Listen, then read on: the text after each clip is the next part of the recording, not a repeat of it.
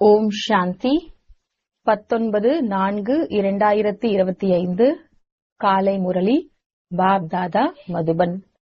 இனிமையான குழந்தைகளே, எல்லையற்ற தந்தையிடம் நேர்மையாக இருந்தீர்கள் என்றால் முழுமையான சக்தி கிடைக்கும். மாயை மீது வெற்றியடைந்து கொண்டே இருக்க முடியும். கேள்வி: பாபாவிடம் என்ன ஒரு முக்கியமான அதிகாரம் இருக்கிறது? அதனுடைய அடையாளங்கள் என்ன? பதில்: பாபாவிடம் முக்கியமாக ஞானத்தின் அதிகாரம் இருக்கிறது. ஞானக் கடலாக இருக்கின்றார். ஆகையால்தான் குழந்தைகளாகிய உங்களுக்கு படிப்பை கற்றுத் தருகின்றார். தனக்கு சமமாக ஞானக் கடலாக மாற்றுகின்றார். உங்களிடம் படிப்பினுடைய குறிக்கோள் இருக்கிறது. நீங்கள் இந்த படிப்பின் மூலம்தான் உயர்ந்த பதவி அடைகிறீர்கள். பாடல்: மாறிவிடட்டும் உலகம். ஓம் சாந்தி. பக்தர்கள் பகவானுடைய மகிமையை செய்கின்றார்கள். ஆனால் நீங்கள் பக்தர்கள் கிடையாது. நீங்கள் அந்த பகவானுடைய குழந்தையாக ஆகிவிட்டீர்கள். அதுவும் நேர்மையான குழந்தையாக இருக்க வேண்டும். ஒவ்வொரு விஷயத்திலும் நேர்மையாக இருக்க வேண்டும். மனைவியை தவிர கணவனுக்கோ அல்லது கணவனை தவிர மனைவிக்கோ வேறு பக்கம் பார்வை சென்றது என்றால் அவர்களை கூட நேர்மையற்றவர்கள் என்றே சொல்ல முடியும். இப்போது இங்கே கூட எல்லையற்ற தந்தை இருக்கின்றார்.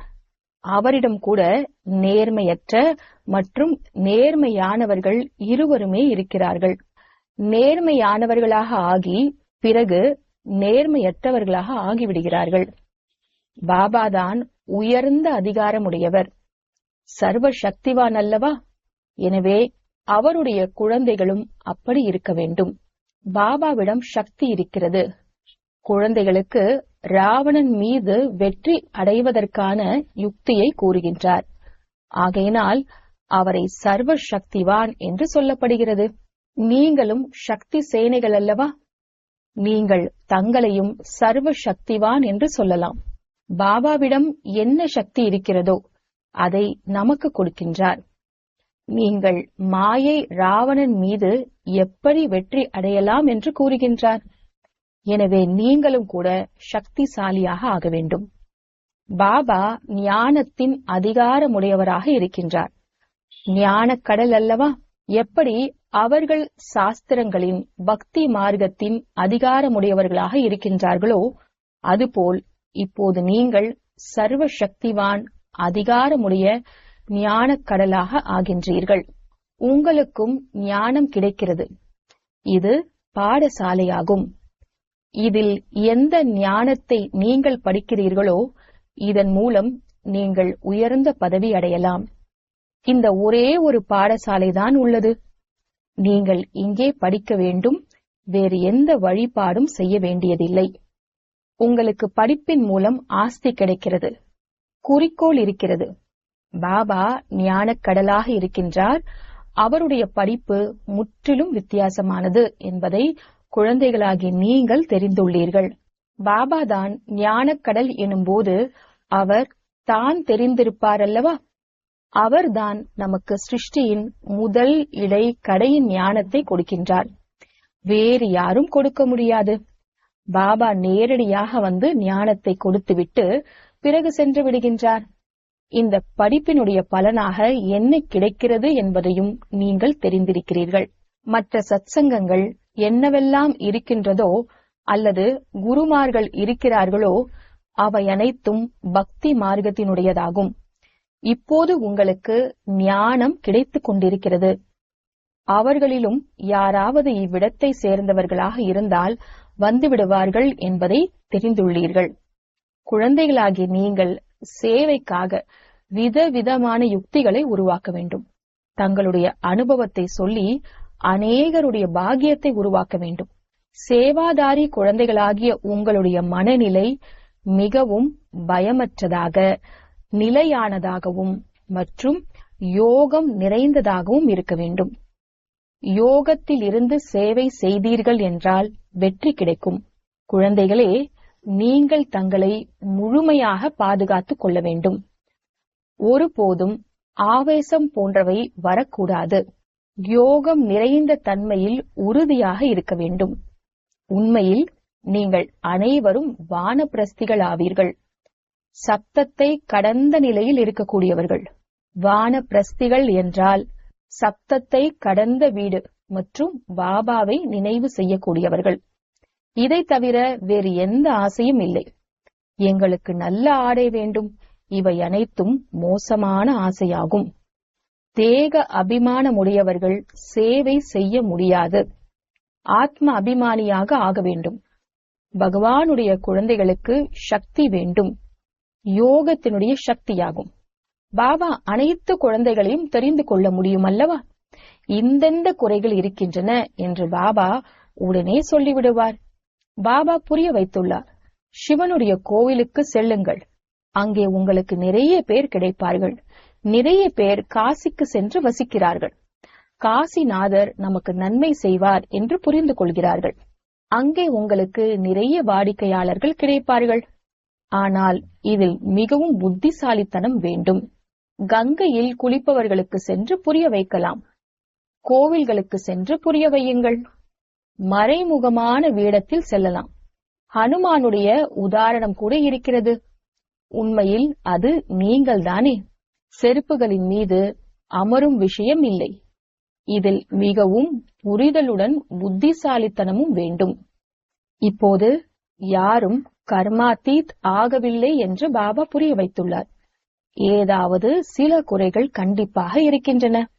இந்த ஒரு கடைக்குதான் அனைவரும் வர வேண்டும் என்ற போதை குழந்தைகளாகிய உங்களுக்கு இருக்க வேண்டும். ஒரு நாளைக்கு இந்த சந்நியாசிகள் போன்ற அனைவரும் வருவார்கள். ஒரு கடைதான் இருக்கிறது எனும் போது வேறு எங்கு செல்வார்கள்? யார் அதிகம் அலைந்திருப்பார்களோ அவர்களுக்குதான் வழி கிடைக்கும். மேலும் இந்த ஒரு கடைதான் இருக்கிறது என்று புரிந்து கொள்வார்கள். அனைவருக்கும் சத்கதியை வழங்கும் வள்ளல் ஒரு பாபா ஆவார். இப்படி எப்போது போதை ஏறுகிறதோ அப்போதுதான் அதன் விஷயம் இருக்கிறது.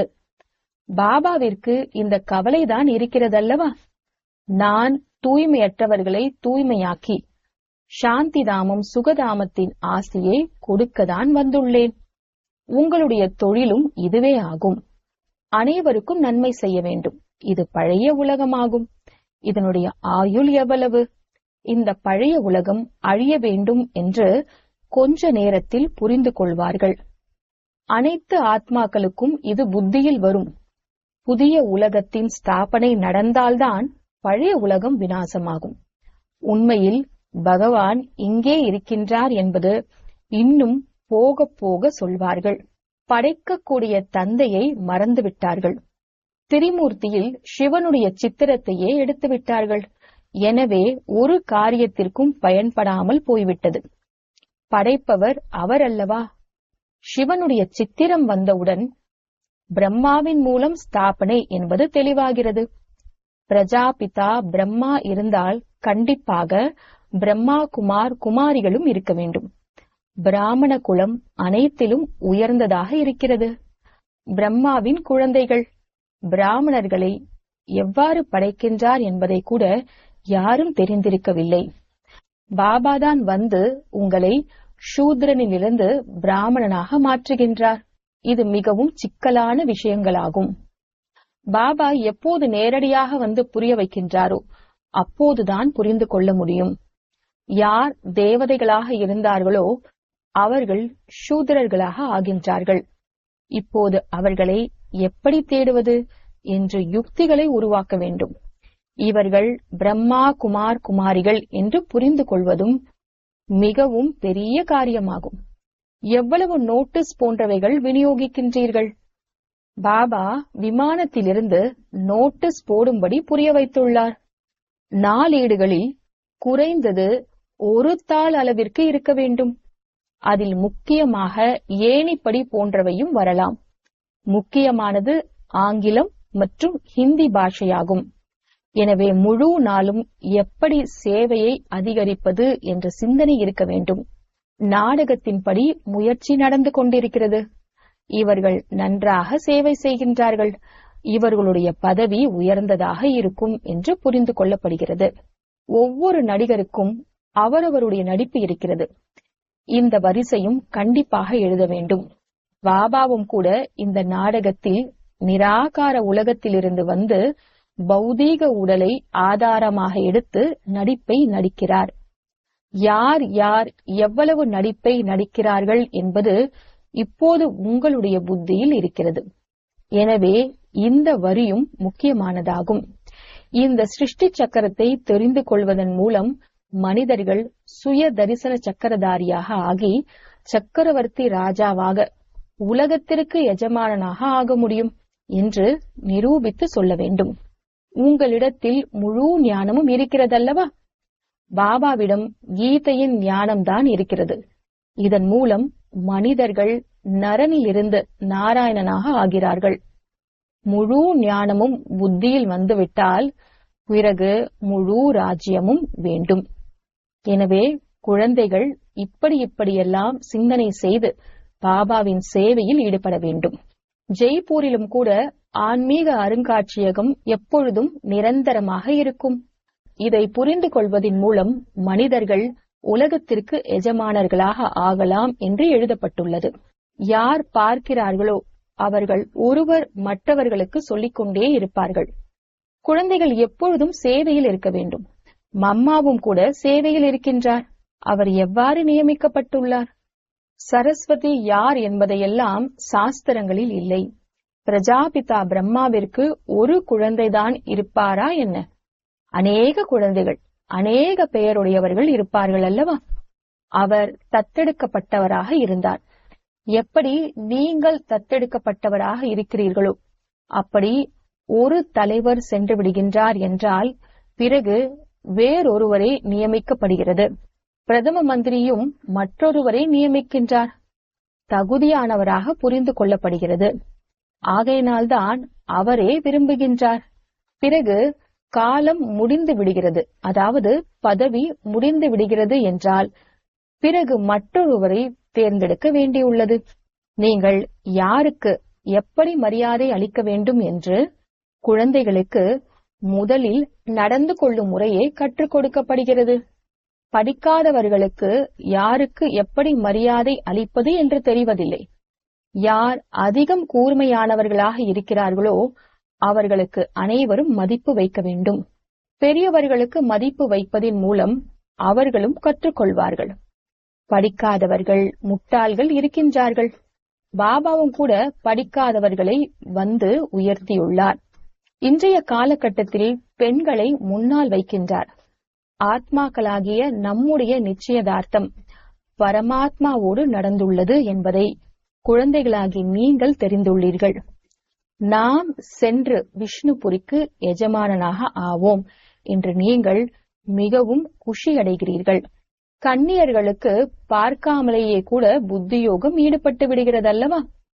இந்த ஆத்மா மற்றும் பரமாத்மாவின் நிச்சயம் மிகவும் அதிசயமானது என்பதையும் ஆத்மா தெரிந்துள்ளது. ஒரு பாபாவை தான் நினைவு செய்ய வேண்டும். அவர்கள் குருவை நினைவு செய்ய சொல்வார்கள். இந்த மந்திரத்தை நினைவு செய்யுங்கள் என்று சொல்வார்கள். இங்கே பாபா தான் அனைத்துமாக இருக்கின்றார். வந்து இவரின் மூலம், அதாவது பிரம்மாவின் மூலம் நிச்சயம் செய்விக்கின்றார். நான் உங்களுடைய தந்தையாக இருக்கின்றேன். என்னிடத்திலிருந்து ஆஸ்தி கிடைக்கும். கன்னிகைக்கு நிச்சயம் நடக்கிறது என்றால் பிறகு மறப்பதில்லை. பிறகு நீங்கள் ஏன் மறந்து விடுகிறீர்கள்? கர்மாதீத் நிலையை அடைவதற்கு நேரம் பிடிக்கும். கர்மாதீத் நிலையை அடைந்துவிட்டு யாரும் திரும்பி செல்ல முடியாது. முதலில் பிரியதர்ஷன் செல்ல வேண்டும், பிறகுதான் ஊர்வலம் செல்ல முடியும். சங்கருடைய விஷயம் இல்லை, சிவனுடைய ஊர்வலம். ஒரு பிரியதர்ஷன், மற்றவர்கள் அனைவரும் பிரியதர்ஷினி ஆவார்கள். எனவே இது சிவ பாபாவினுடைய ஊர்வலமாகும். குழந்தைகளுடைய பெயரை வைத்து விட்டார்கள். உதாரணம் கொடுத்து புரிய வைக்கப்படுகிறது. பாபா வந்து அனைவரையும் மலர்களாக்கி அழைத்து செல்கின்றார். எந்த குழந்தைகள் காம சிதையில் அமர்ந்து தூய்மையற்றவர்களாக ஆகிவிட்டார்களோ அவர்களை ஞான சிதையில் அமர்த்தி மலர்களாக்கி அனைவரையும் அழைத்து செல்கிறார். இது பழைய உலகம் அல்லவா? ஒவ்வொரு கல்பமும் பாபா வருகின்றார். நான் வந்து மோசமானவர்களை மலர்களாக ஆக்கி அழைத்து செல்கின்றேன். ராவணன் மோசமானவர்களாக ஆக்குகின்றான் மற்றும் ஷிவ் பாபா மலர்களாக மாற்றுகின்றார். ஆக பாபா நிறைய யுக்திகளை புரிய வைத்துக் கொண்டே இருக்கின்றார். நல்லது. இனிமையிலும் இனிமையான காணாமல் போய் கண்டெடுக்கப்பட்ட செல்ல குழந்தைகளுக்கு தாயும் தந்தையுமான பாப்தாதாவின் அன்பு நினைவுகளும் காலை வணக்கமும். ஆன்மீக குழந்தைகளுக்கு ஆன்மீக தந்தையின் நமஸ்காரம். ஆன்மீக தந்தைக்கு ஆன்மீக குழந்தைகளின் நமஸ்காரம். தாரணைக்கான முக்கியமான சாரம். முதலாவது, அன்ன ஆகாரங்களின் மோசமான விருப்பங்களை விட்டுவிட்டு ஆத்ம அபிமானியாக ஆகி சேவை செய்ய வேண்டும். நினைவின் மூலம் சக்தியடைந்து பயமற்ற மற்றும் ஆடாத நிலையை உருவாக்க வேண்டும். இரண்டாவது, யார் படிப்பில் கூர்மையாக புத்திசாலியாக இருக்கிறார்களோ அவர்களுக்கு மதிப்பு வைக்க வேண்டும். யார் அலைந்து கொண்டிருக்கிறார்களோ அவர்களுக்கு வழியை சொல்ல யுக்திகளை உருவாக்க வேண்டும். அனைவருக்கும் நன்மை செய்ய வேண்டும். மாதேஸ்வரியின் மதுர மகா வாக்கியம். அரை கல்பம் ஞானம் பிரம்மாவின் பகல் மற்றும் அரை கல்பம் பக்தி பிரம்மாவின் இரவு. அரை கல்பம் பிரம்மாவின் பகல், அரை கல்பம் பிரம்மாவின் இரவு. இப்பொழுது பரமாத்மா வந்து இருளை முடித்து ஒளியை ஆரம்பித்து வைக்கின்றார். ஞானத்தினால் வெளிச்சம் ஏற்படுகிறது, பக்தியினால் இருள் ஏற்படுகிறது. இந்த பாவங்களின் உலகத்திலிருந்து தூரமாக எங்காவது அழைத்து செல்லுங்கள். இந்த நிம்மதியில்லா உலகத்திலிருந்து மன அமைதி பெறும் உலகத்திற்கு எடுத்து செல்லுங்கள் என்று பாடவும் பாடுகிறார்கள். முக்தியில் அமைதி, அமைதியின்மை என்று எதுவும் கிடையாது. சத்யுகம், திரேதா என்பது அமைதியான உலகம். அந்த சுகதாமத்தை அனைவரும் நினைவு செய்கிறார்கள். எனவே இப்பொழுது நீங்கள் அமைதியான உலகத்திற்கு சென்று கொண்டிருக்கிறீர்கள். அங்கு எந்த ஒரு தூய்மையற்ற ஆத்மாவும் செல்ல முடியாது. அவர்கள் கடைசியில் தர்மராஜிடம் தண்டனைகள் பெற்று பந்தனத்திலிருந்து விடுபட்டு தூய்மையான சன்ஸ்காரம், அதாவது பழக்க வழக்கங்களை எடுத்து செல்வார்கள். ஏனெனில் அங்கு தீய பழக்க வழக்கங்கள் இருப்பதில்லை, பாவமும் ஏற்படாது. ஆத்மா தனது உண்மையான தந்தையை மறந்துவிடும் பொழுது இந்த கண்ணாம்பூச்சி அனாதி விளையாட்டு வெற்றி தோல்வியினுடையதாக அமைக்கப்பட்டுள்ளது. எனவே நாம் இந்த சர்வ சக்திவான் பரமாத்மா மூலம் சக்தி பெற்று விகாரங்களின் மீது வெற்றி அடைந்து 21 பிறவிக்கு ராஜ்ய பாகியம் பெற்றுக் கொண்டிருக்கின்றோம். நல்லது. ஓம் சாந்தி. வரதானம். தன்னுடைய மகத்துவம் மற்றும் கடமையை அறிந்திருக்கக்கூடிய சதா ஒளிரும் சுடர் ஆகுக. தன்னுடைய மகத்துவம் மற்றும் கடமையை அறிந்திருக்கக்கூடிய சதா ஒளிரும் சுடர் ஆகுக. விளக்கம். குழந்தைகளாகி நீங்கள் உலகத்தின் ஒளி ஆவீர்கள். உங்களுடைய மாற்றத்தினால் உலகத்தின் மாற்றம் ஏற்பட வேண்டும். ஆகையினால் கடந்தவற்றிற்கு முற்றுப்புள்ளி வைத்துவிட்டு தன்னுடைய மகத்துவம் மற்றும் கடமையை அறிந்து கொண்டு சதா ஒளிரும் சுடர் ஆகுக. நீங்கள் நொடியில் சுய மாற்றத்தின் மூலம் உலக மாற்றம் செய்ய முடியும்.